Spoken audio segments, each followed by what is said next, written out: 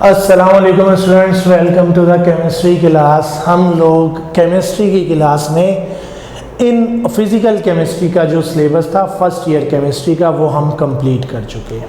हमने इलेक्ट्रोकेमिस्ट्री को पढ़ लिया, हमने थर्मोकेमिस्ट्री को पढ़ा, हम इक्विलिब्रियम एसिड बेस, ठीक है, इन्हें पढ़ चुके हैं।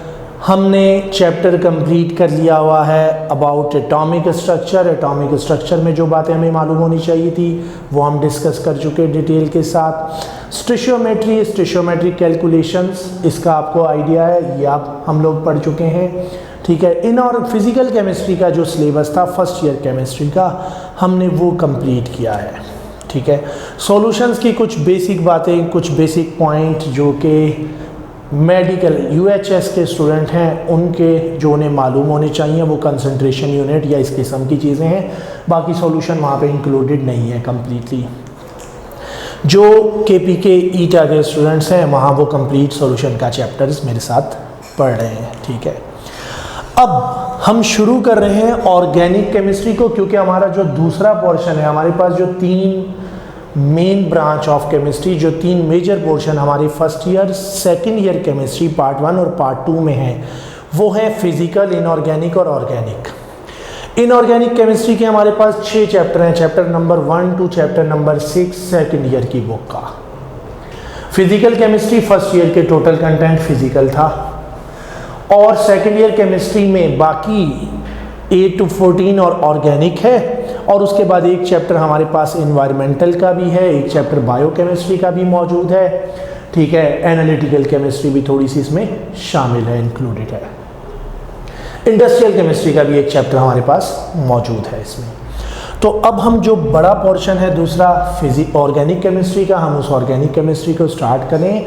और ऑर्गेनिक केमिस्ट्री से पहले कुछ बेसिक चीज़ें, कुछ बिल्कुल बेसिक बातें छोटी छोटी जो कि आपको मालूम होनी चाहिए, जो कि पूरी ऑर्गेनिक में हम यूज़ करेंगे, तो वो हम थोड़ा सा डिस्कस कर लेते हैं। एक तो ऑर्गेनिक वर्ड का मीनिंग आपको पता होना चाहिए।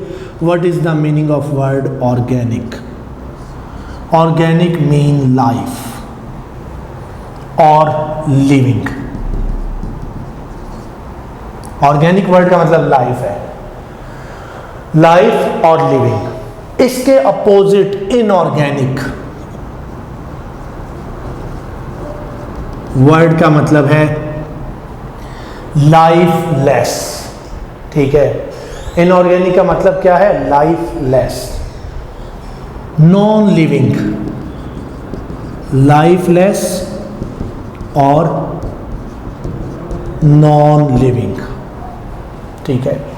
तो ऑर्गेनिक केमिस्ट्री, ये असल में ऑर्गेनिक की पुरानी डेफिनेशन थी कि ऑर्गेनिक कंपाउंड्स वो कंपाउंड्स हैं जो कि लिविंग ऑर्गेनिजम्स में पाए जाते हैं, बनते हैं, जैसे कि प्लांट्स और एनिमल्स। उसके बाहर जितनी भी चीज़ें लेबॉर्ट्री में बनाई जाएंगी they are inorganic because they are non living. ये पुरानी डेफिनेशन थी असल में ऑर्गेनिक की, तो एक तो आपने ये बात ध्यान में रखनी। अब हम यहाँ से शुरू करते हैं बाकायदा ऑर्गेनिक की ओल्ड डेफिनेशन, ऑर्गेनिक की न्यू डेफिनेशन की तरफ जाते हैं। ओल्ड डेफिनेशन ऑर्गेनिक केमिस्ट्री की क्या थी? Study of compounds, study of compounds synthesized in living organisms. उन कंपाउंड्स की स्टडी जो कि लिविंग ऑर्गेनिज्म में बनेंगे, लिविंग ऑर्गेनिजम्स में बनेंगे, लिविंग थिंग्स में बनेंगे जनरली। किन में? प्लांट्स एंड एनिमल्स, उसमें इंसान भी शामिल है। और inorganic compound synthesized in laboratory, compounds synthesised और present outside of living organisms. Living organism से बाहर जितने भी कंपाउंड हैं इनकी स्टडी को इनऑर्गेनिक कहते थे। तो ये हमारे पास ओल्ड डेफिनेशन थी। मतलब CO2 कार्बोनेट, सल्फेट्स, ठीक है, सल्फ्यूरिक एसिड, नाइट्रिक एसिड, ये सब ये लिविंग ऑर्गेनिजम्स में नहीं है। तो इन सब की स्टडी इनऑर्गेनिक केमिस्ट्री। जो चीज़ें लिविंग ऑर्गेनिज्म, लिविंग सेल के अंदर बनी, प्रोटीन, अमाइनो एसिड, पेप्टाइड्स, ठीक है, एंजाइम्स, इन सब की स्टडी ऑर्गेनिक केमिस्ट्री। अब ये डेफिनेशन चेंज क्यों हुई, ये डेफिनेशन क्यों थी, ठीक है, क्योंकि समझा ये जाता था, सपोज ये किया जाता था, एक थ्योरी थी कि लिविंग ऑर्गेनिज्म में एक ऐसी सुपर नेचुरल फोर्स है, एक ऐसी वाइटल फोर्स है जिसकी वजह से वो कंपाउंड जो लिविंग ऑर्गेनिज्म में बनते हैं वो बाहर नहीं बन सकते। उनके लिए जो फोर्स चाहिए सिंथेसिस के लिए, वो सुपर नेचुरल फोर्स या वाइटल फोर्स सिर्फ लिविंग थिंग्स के अंदर मौजूद है, इंसानों में, जानवरों में, जानदारों में मौजूद है। और इस थ्योरी को कहा गया वाइटल फोर्स थ्योरी।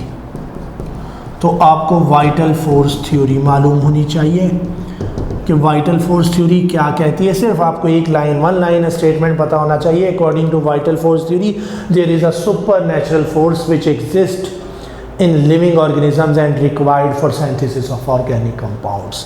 एक सुपर नेचुरल फोर्स है, ठीक है, मैं इसको सुपर नेचुरल फोर्स कह रहा हूँ। कोई भी नाम दिया जा सकता है, कोई एक ऐसी गायबाना फोर्स है जो लिविंग थिंग्स में मौजूद होती है, ऑर्गेनिक कंपाउंड बनाती है, वाइटल फोर्स कहते हैं। समटाइम कुछ जगह इसको वाइटल फोर्स भी कहा जाता है।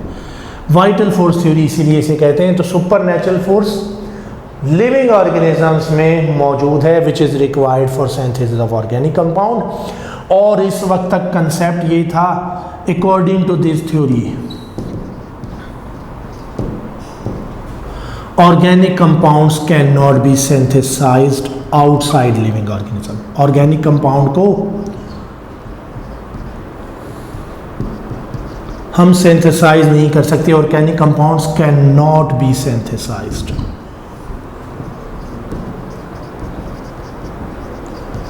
आउटसाइड और इन लेबोरेटरी। लिविंग ऑर्गेनिज्म के बाहर ऑर्गेनिक कंपाउंड नहीं बनाया जा सकता और लेबोरेटरी में हम नहीं बना सकते क्योंकि वहाँ पे वाइटल फोर्स मौजूद नहीं है। वो सुपरनेचुरल फोर्स जो लिविंग थिंग्स के अंदर मौजूद है वहाँ नहीं ला सकते। इस वजह से इन कंपाउंड्स को ऑर्गेनिक, और इस डेफिनेशन को ऑर्गेनिक केमिस्ट्री की डेफिनेशन कहा गया कि study of compound synthesized in living things are called organic compounds. उसके बाहर जितने भी हैं वो सारे इनऑर्गेनिक है। अब वाइटल फोर्स थ्योरी रिजेक्ट हो गई। Vital force theory was rejected.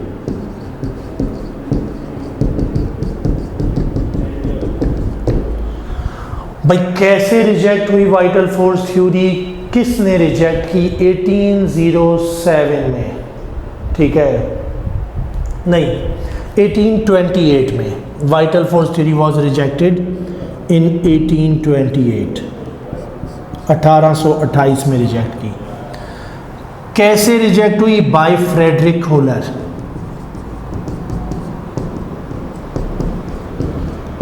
Vital force theory was rejected by Friedrich holer.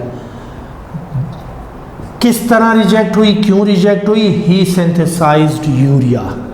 उसने 1828 में यूरिया सिंथेसाइज कर लिया, ठीक है, सिंथेसिस ऑफ यूरिया किया। यूरिया, यूरिन से वर्ड आया, फ्रॉम यूरिन यूरिया।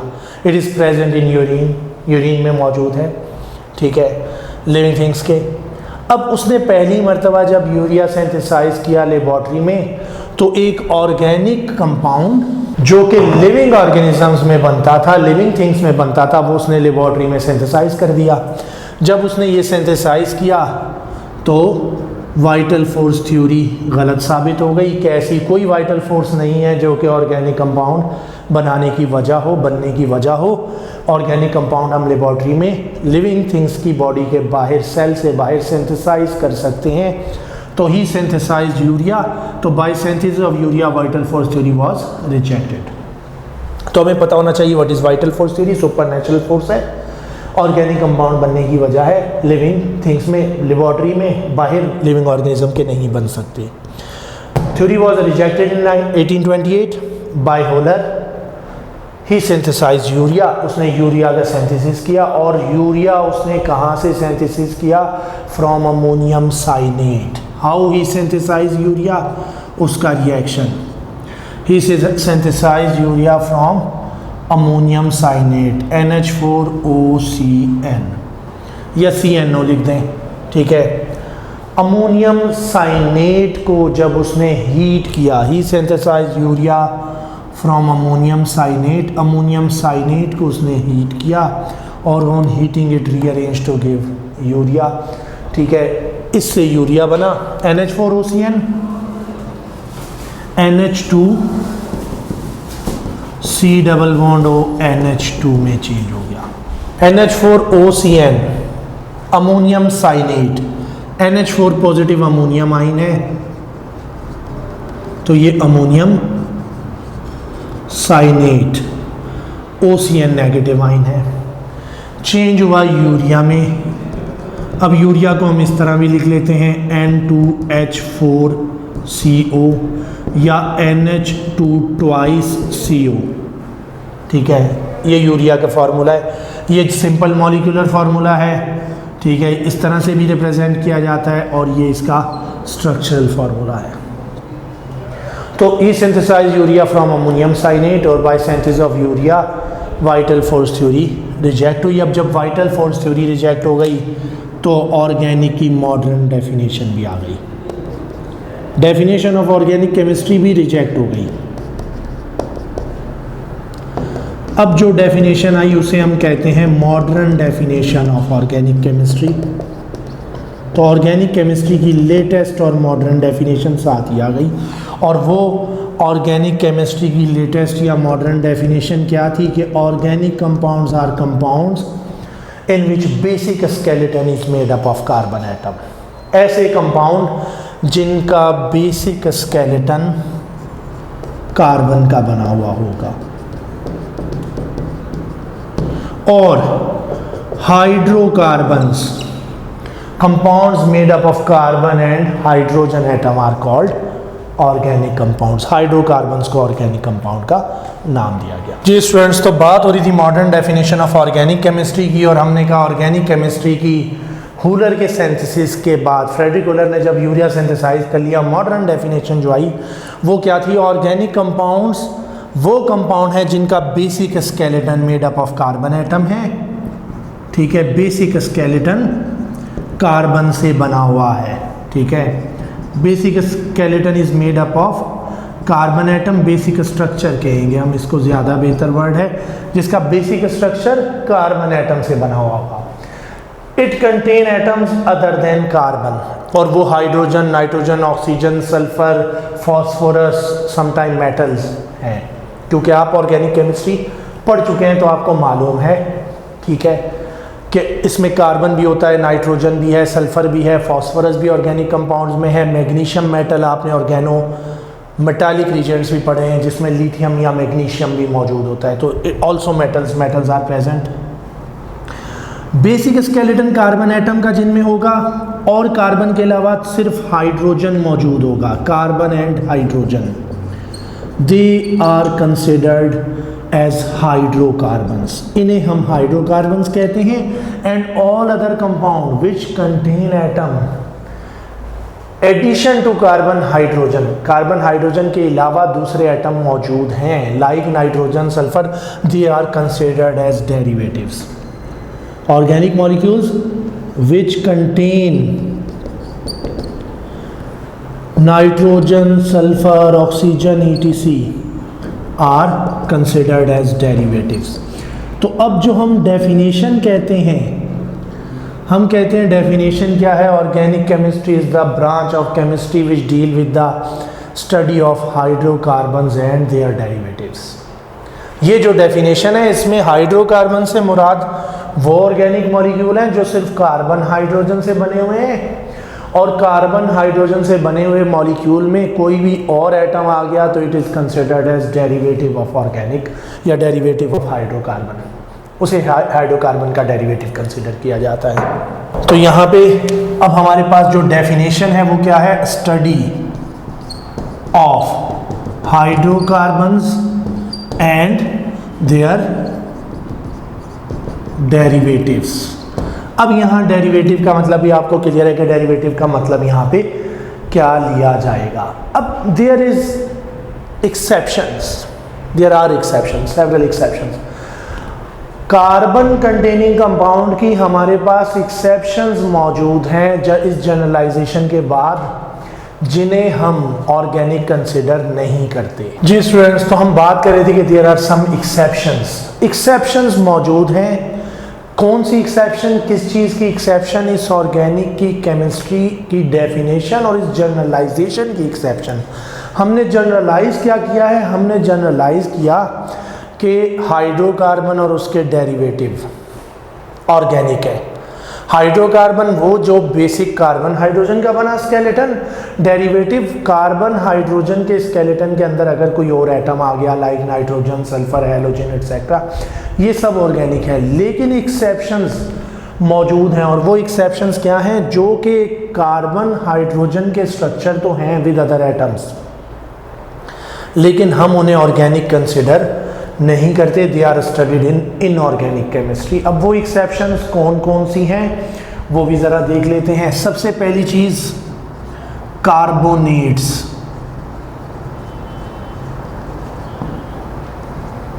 कार्बोनेट्स जिसमें CO3-2 होगा।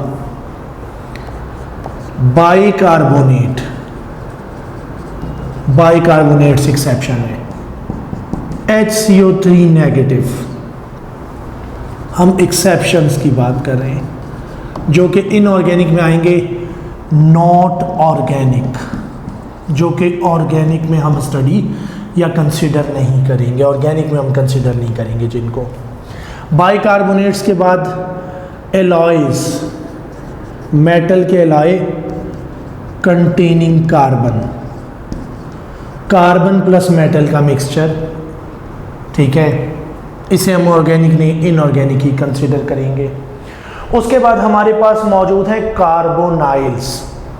कार्बोनाइल्स हम किन्हें कहेंगे? एक तो कार्बोनाइल आपने ऑर्गेनिक में फंक्शनल ग्रुप पढ़ा, इसके अलावा कार्बोनाइल्स हम कहते हैं कार्बन के सिंपल ऑक्साइड्स को, सिंपल ऑक्साइड्स ऑफ कार्बन, जैसे कि CO कार्बन मोनोऑक्साइड और कार्बन डाइऑक्साइड, ऑर्गेनिक नहीं है।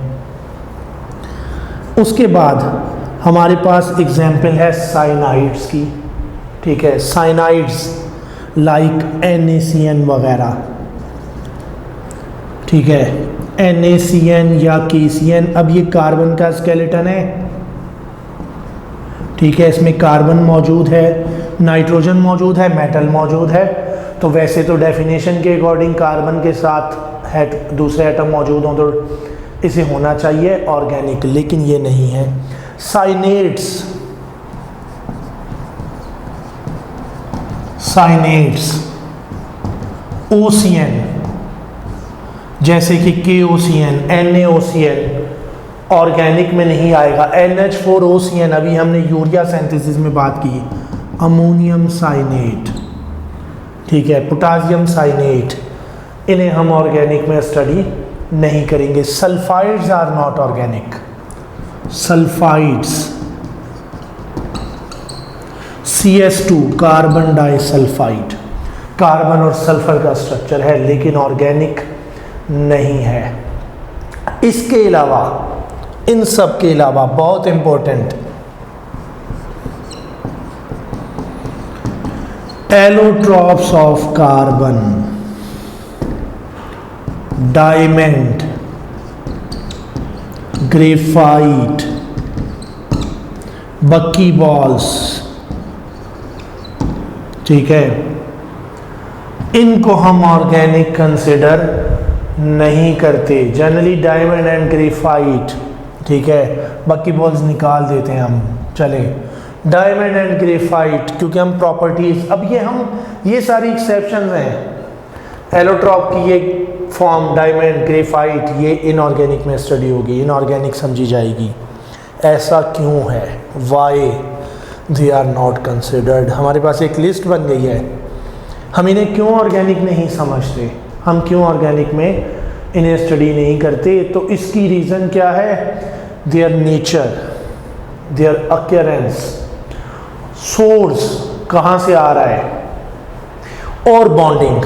ठीक है, हम इन एक्सेप्शंस को एक्सेप्शंस क्यों कंसिडर करते हैं, सम टाइम कुछ की बॉन्डिंग ऐसी है, जैसे कि कार्बोनेट बाइकार्बोनेट इनऑर्गेनिक बॉन्ड बना रहा है, साइनेट्स में इनऑर्गेनिक बॉन्डिंग है, आयंस हैं, ठीक है, आयोनिक बॉन्ड है, इनऑर्गेनिक कौन सा है, ionic bond, ionic bond, ionic bond, ionic bond, bonding region है। प्रॉपर्टीज, मोनोऑक्साइड डाइऑक्साइड की प्रॉपर्टीज इनऑर्गेनिक मॉलिक्यूल्स की प्रॉपर्टीज जैसी हैं, ठीक है, ऑर्गेनिक की तरह रिएक्शन नहीं करते। अक्यूरेंस, एग्जिस्टेंस कहाँ पे पाए जाते हैं, तो ये रीजंस हैं हमारे पास, ठीक है। तो they are exceptions on the basis of their nature और properties. Main nature of properties कह लें या नेचर और प्रॉपर्टीज कह लें, इनकी प्रॉपर्टीज एंड अक्यूरेंस और सोर्स कह लें, इनकी बेस पे क्लासिफाई किए जा रहे हैं, ठीक है। तो ये हैं हमारे पास कुछ एक्सेप्शंस और कुछ ऑर्गेनिक मॉलिक्यूल्स की प्रॉपर्टीज़।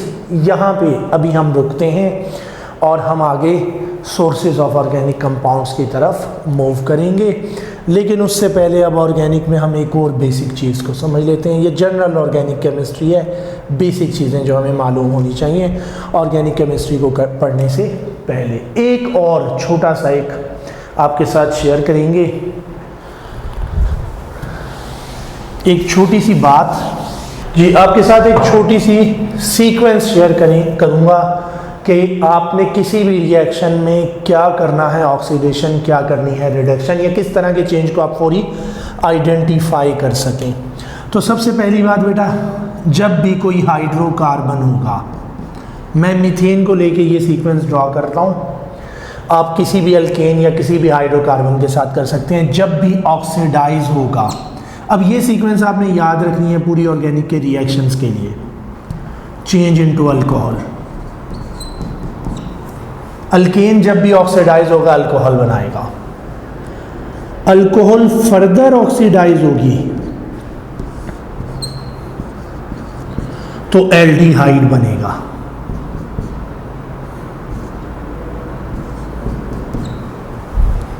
एल्डिहाइड फर्दर ऑक्सीडाइज होगा तो हमेशा कार्बोक्सिलिक एसिड बनेगा। अब ऑक्सीडाइजिंग एजेंट कुछ भी हो, इट गिव एसिड।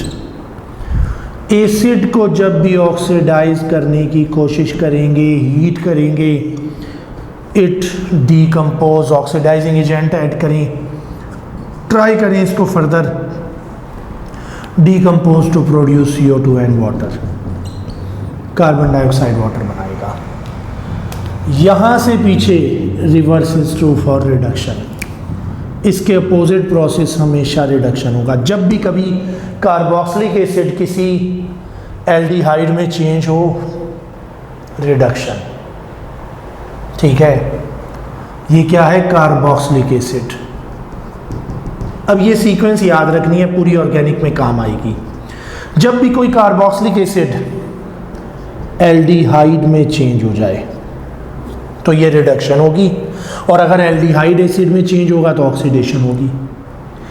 अगर एल्डिहाइड, या यहाँ पे मैं दूसरा कीटोन भी ऐड कर देता हूँ, एल्डिहाइड या कीटोन कभी भी अल्कोहल में चेंज हो जाए तो रिडक्शन होगी। क्या चीज़, एल्डिहाइड या कीटोन। रीजेंट क्या होगा वो बाद की बातें हैं। जब भी एल्डिहाइड या कीटोन किसी भी अल्कोहल में चेंज हुआ होगा तो रिएक्शन रिडक्शन हुआ होगा, इसे हम रिडक्शन जनरलाइज करेंगे।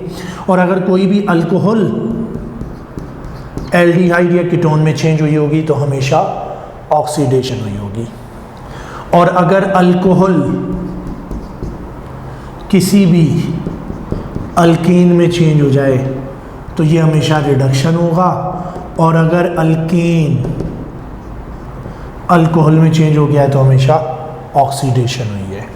ठीक है, तो ये सीक्वेंस याद रखना है। Alkane oxidize to alcohol, alcohol to aldehyde, aldehyde to carboxylic acid, carboxylic acid CO2 and water. Carboxylic acid reduce to aldehyde, aldehyde reduce to alcohol, alcohol reduce to alkane. ये reduction है, और यहाँ पे definition addition of hydrogen और addition of oxygen या removal of hydrogen, removal of oxygen है। Organic में हमेशा ऑक्सीडेशन का मतलब होगा एडिशन ऑफ ऑक्सीजन। जब भी ऑक्सीडेशन होगी ऐड ऑक्सीजन और रिमूव हाइड्रोजन, और जब भी रिडक्शन हुई होगी तो ऐड हाइड्रोजन और रिमूव ऑक्सीजन। ये हुआ होगा, ये दो प्रोसेस होंगे। तो ऑक्सीडेशन रिडक्शन की डेफिनेशन हमेशा यही एप्लीकेबल हो रही होंगी। जी स्टूडेंट्स, तो बेसिक ऑर्गेनिक केमिस्ट्री को हम रिवाइज कर रहे हैं। अभी तक हमने बात की है अबाउट सिंपल कन्वर्जन और ऑर्गेनिक की डेफिनेशन के। अब हम फर्दर सोर्सेज की तरफ आते हैं। हमें सोर्सेज ऑफ ऑर्गेनिक कंपाउंड और इनकी कुछ इंफॉर्मेशन होनी चाहिए। Sources of organic compounds, organic compounds के जो मेन सोर्स हैं हमारे पास, हम सिर्फ उनकी बात कर रहे हैं। और हमारे पास जो सबसे मेन सोर्स हैं, सबसे पहला है कोल।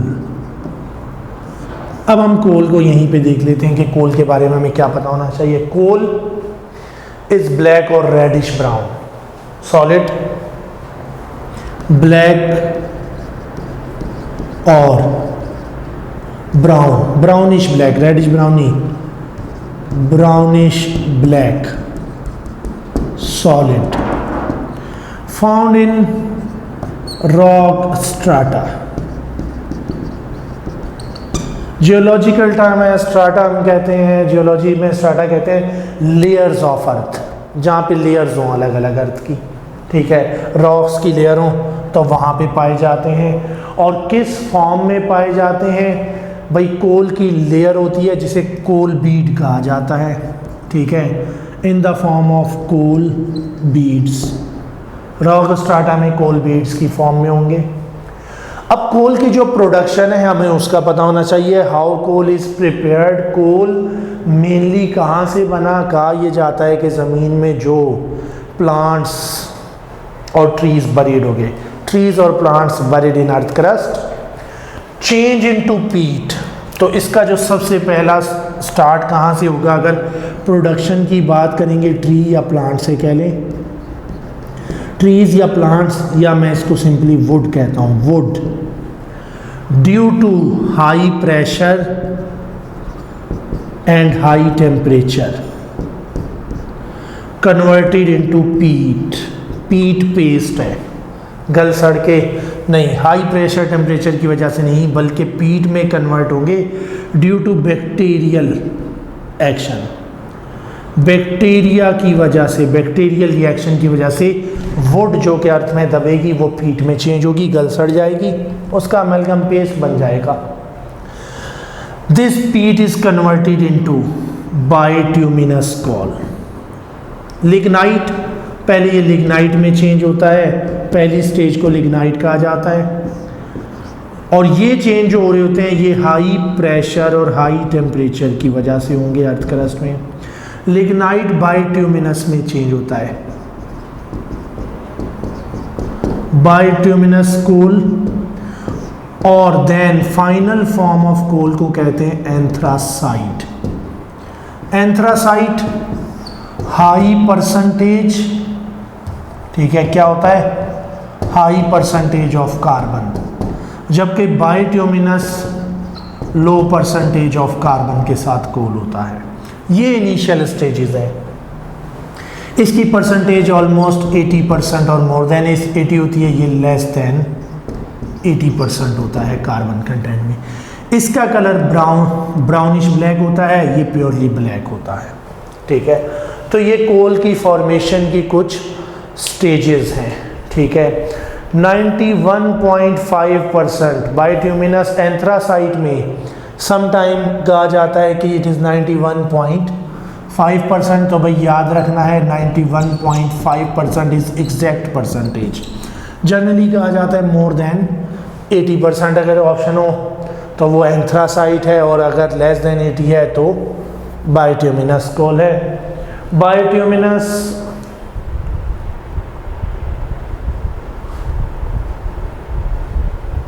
ठीक है, बायोट्यूमिनस कोल हो जाएगा। ये हमारे पास कोल की फॉर्मेशन की कुछ स्टेजेस आ गई। अब यूज क्या है, it is used as a fuel. Formation के बाद इसका यूज फ्यूल के तौर पे इस्तेमाल होता है। एक यूज है इसका, कहाँ पे यूज होता है, for production of electricity in thermal power plants. Thermal power plant में इलेक्ट्रिसिटी प्रोड्यूस करने का सोर्स कोल है हमारे पास। अब चूंकि वक्त के साथ कोल का यूज कम हो रहा है, तो coal is also converted into useful products, तो हम इसे यूजफुल प्रोडक्ट्स में कन्वर्ट करते हैं। कन्वर्टेड इनटू यूजफुल प्रोडक्ट्स,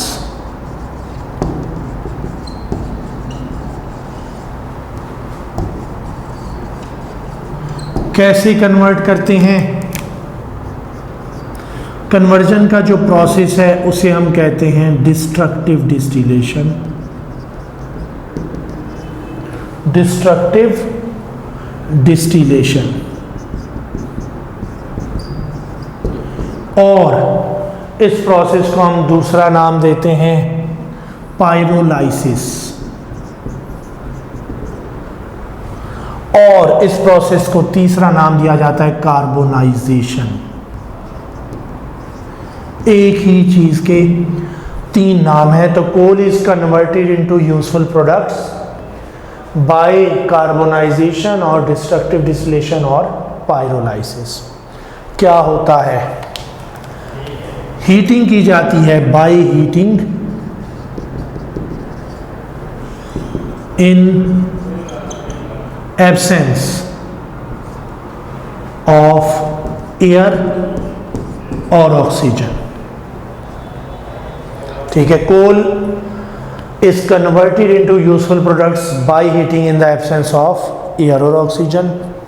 ठीक है, हीट किया जाता है इन एब्सेंस ऑफ एयर और ऑक्सीजन। जो प्रोडक्ट्स बनते हैं वो क्या है, कोल गैस,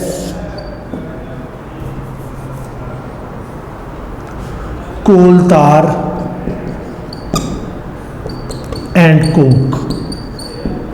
तो ये आपको पता होनी चाहिए, ये तीन प्रोडक्ट्स हैं हमारे पास। ये हो गई बात कोल की। ठीक है, इसके अलावा ऑर्गेनिक कंपाउंड्स बनते हैं, और ऑर्गेनिक में एरोमेटिक हाइड्रोकार्बन्स प्रोड्यूस होते हैं। ठीक है, तो इसके अलावा हमारे पास क्या बनेगा, एरोमेटिक हाइड्रोकार्बन्स लाइक बेंजीन और बेंजीन लाइक स्ट्रक्चर। तो ये हमारे पास कोल हो गया। दूसरा सोर्स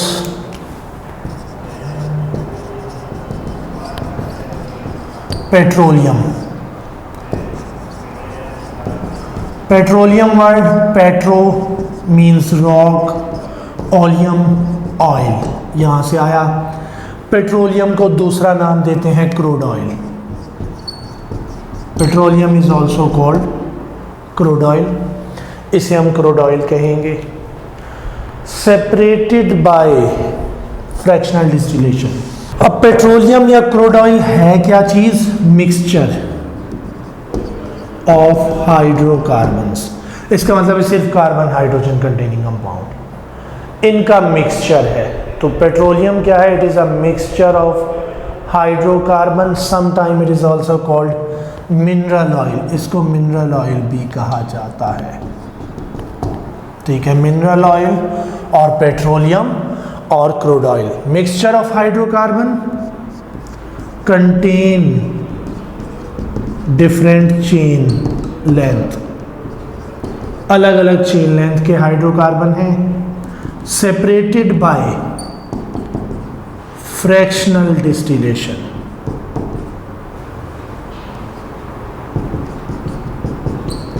सेपरेट करेंगे bye fractional distillation. Fractional distillation is separation on the basis of difference in boiling point. Fractional distillation क्या होगी? डिस्टिलेशन क्या है? Separation on basis of difference in boiling point. अगर बॉइलिंग पॉइंट की सेपरेट डिफरेंस के base पे दो liquid को सेपरेट करें तो डिस्टिलेशन, बहुत से लिक्विड को सेपरेट करें फ्रैक्शनल डिस्टिलेशन, क्योंकि बेशुमार फ्रैक्शन हासिल होंगी. तो सेपरेशन का method fractional distillation. Physical occurrence, petroleum की फिजिकल अक्यूरेंस कैसी है, दिखने में कैसा है? Black viscous, black viscous oil liquid,